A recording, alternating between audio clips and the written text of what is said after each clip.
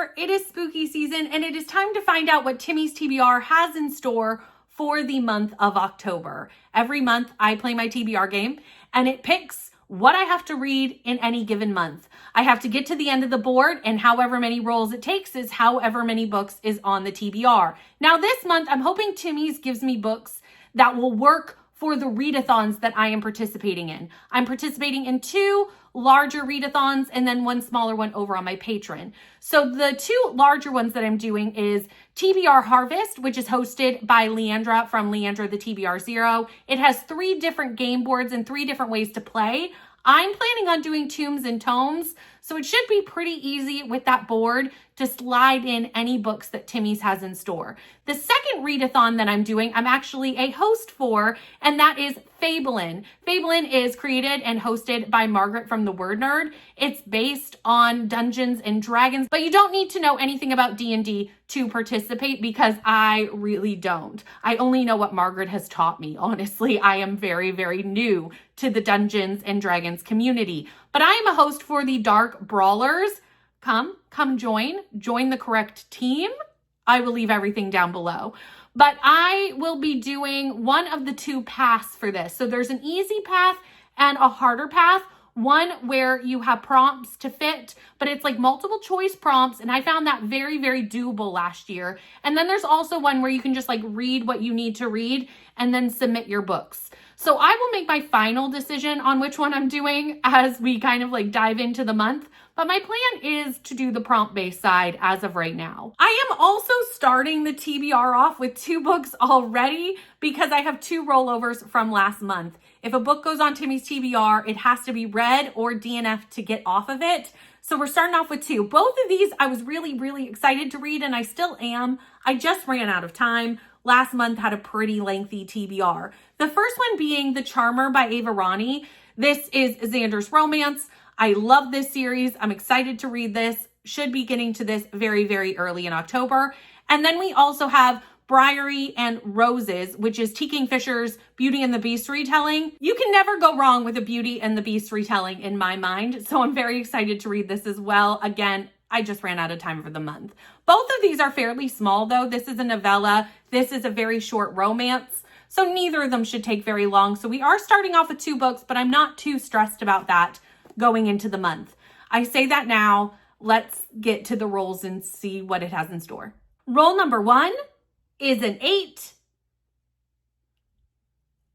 Gets us to a donut space and the prompt of Apple Fritter, a book with fruit on the cover. For a book with fruit on the cover, we are getting to a book that I really wanted to read by the end of the year. It's on my recent end of the year TBR. It's also a prequel to a series that I have enjoyed before, and that is The Enchanted Greenhouse by Sarah Beth Durst. Now, I have been hearing very, very, very mixed reviews on this book.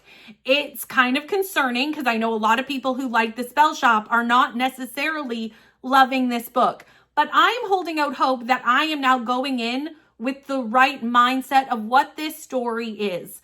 I think a lot of people assumed it was focused on Kaz the spider plant. I did as well. However, I now know that's not the case. So I think going in, that will help me to enjoy the story because I'm going in with the right expectations. It follows the creator of Kaz, not necessarily his story. And we do know a little bit about her from The Spell Shop. We know that she created Kaz. We know that she was punished and turned into basically a statue. And I think she might wake up, and we follow her subsequent story in this one. This has berries on the cover in the very bottom corner, which is how I'm counting it for this prompt. And again, I really hope I like this more than I've been seeing reviews for. Just gonna cross my fingers.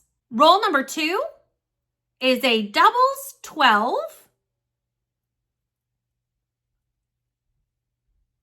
Gets us to a coffee space and the prompt of NetGalley. Okay, so we did get a doubles, which means I have to fill this prompt twice. That's not ideal, but 12 spaces is a really good amount of the board covered. So I'm okay with it. I will accept it. We got a really long ways around the board, which means less rolls. So that's fine. Anyway, NetGalley, I have some NetGalley that have been sitting on my NetGalley for a year or 2 at this point. So I couldn't really decide. None of them were really screaming at me like, okay, I want to read this more than the others. So I decided to just put on my longest running NetGalley arc that I still have not read, and that is The Golden Spoon. This book is a murder mystery, which I would not say is something I'm currently reading a lot of, but I do like a mystery occasionally, and I recently read a cozy mystery in Read It for Delete It that I really, really enjoyed. This one came into my path because it was blurbed for fans of Clue, which I love the game Clue, and also The Great British Bake Off, which I love baking in a book. So there were a lot of reasons why this kind of came into my periphery when it came out. It came out quite a long time ago, and I'm really glad to finally be getting my review in. Every year, 6 people descend upon this estate to film Bake Week, which is a competition baking show. This is also the location of where the host lives, she films in her own estate. And all of a sudden, during filming, a body is discovered and a mystery must be solved. For my second NetGalley arc, I am picking my next oldest arc, but it is also going to work for a readathon I'm running with my patrons in the month of October. We are doing a week-long readathon called Fairy Tale Fall. It has different prompts every day, a mix of activity and reading prompts to do throughout these 7 days. And the very first one, since it is Fairy Tale Fall, is a retelling. Makes sense. So I decided to put this on because it was my next oldest NetGalley arc, but it was also a retelling. And that is Her Dark Entanglements by Rosalind Breyer. This is also, I believe, a darker fantasy romance, which I'm quite excited about as well. It follows the Wicked Fairy in the Sleeping Beauty retelling and kind of tells her story. And I believe, again, a romance, which is basically Maleficent, but this isn't Maleficent. She has a different name in the story. Roll number 3 is a doubles 4, gets us a coffee space, and the prompt of fantasy book. Well, a second set of doubles is not really what I wanted after the last set. But a fantasy book times 2 is doable. The first one is going to be continuing a series that I was just okay with the first book, but I did want to give the second book a try because I liked the second half of the first book more than I liked the first half. And I will say this book just screams fall from the cover, and it is Woven by Gold by Elizabeth Helen. This is a Why Choose Beauty and the Beast story, although I do think we are now kind of leaving the Beauty and the Beast retelling a little bit more in book 2, which I'm quite excited for. I actually didn't really like the Beauty and the Beast part of the first book, which is shocking to me. That is very surprising. Maybe I'm just a bit picky after reading so many fairy tale retellings over the years, but I am excited to give this a try. It's significantly longer than the first book, so I think we're going to dive into more of the relationships and potentially more smut in this one, I'm assuming. But anyway, it follows our Belle character. I forget her name, actually, honestly. It has been a minute since I've read the first book. Rosalie, maybe? Something like that. Oh goodness, it doesn't say it right on the back either. That's a problem. Anyway, I'm not good with names of characters. She falls into the land of fairy, meets 4 fae princes, and they are kind of like the split of our beasts. And each one is kind of a part of a different season, which is why this one kind of has a fall autumnal vibe on the cover. My original plan was to read this during the summer, and I do have a plan for a video upcoming that has this in it. So putting this on the TBR and the next one that I'm also picking for the other fantasy book, which is also for that video, is going to mean that October I'm filming this video. And for that second fantasy book that I was just mentioning, I am also continuing another series, and that is Glow of the Everflame by Penn Cole. I loved Spark of the Everflame. 5 stars. I really want to read the next 2 books in the series. They're both going to be in the video that I'm planning with that one, so they will be happening in October or very early November, depending when I start reading these, if I start early October or end of October. But anyway, this is happening. I'm very excited to continue. We follow a healer whose mother goes missing. She is the healer to the descended, which are these somewhat immortal people that rule over the humans. The humans are tired of being ruled over. There's a hint of rebellion happening. She steps in to kind of figure out where her mother went, but steps in as the palace healer and starts to find out that maybe the prince, there's more going on with him. Maybe he's not all evil. Maybe. Roll number 4 is an 8. Gets us to a Timbit space and the prompt of book for a video project. Well, that prompt is very helpful considering these are for a video project and there are other books that I would like to get to while reading these. And that one will be Shield of Sparrows by Devney Perry. This one I know almost nothing about. I know it follows like a princess who has like monsters in her land. And then a monster hunter comes to town and she basically is married off to him in like a marriage of convenience, which I do love a marriage of convenience, to help like fight the monsters. I don't really know the whole details of like why, but it's to help the kingdom, obviously, as most marriage of conveniences are.